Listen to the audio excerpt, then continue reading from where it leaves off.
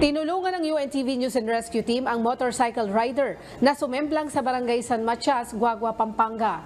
Ayon sa mga nakakita sa pangyayari, sumemplang ito matapos biglang magpreno. Mabilis, kasi talagang mabilis po talaga siya. Nung nakita niya ako, nakaminor na ako dito, nagminor po siya. Ay, nagpumilit po siya na kuhanan ako dito, hindi po niya nakuha. Nagpas yung bataw dito, kaya nag-break po siya.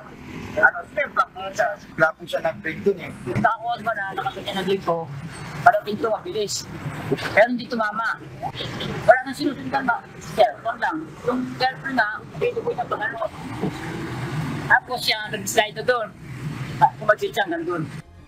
Iniinda ng nasaktang si LJ Rueda ang pananakit ng kaliwang balikat at mga natamong sugat sa magkabilang tuhod at hita. Nakaagad namang binigyan ng pangunang lunas ng rescue team.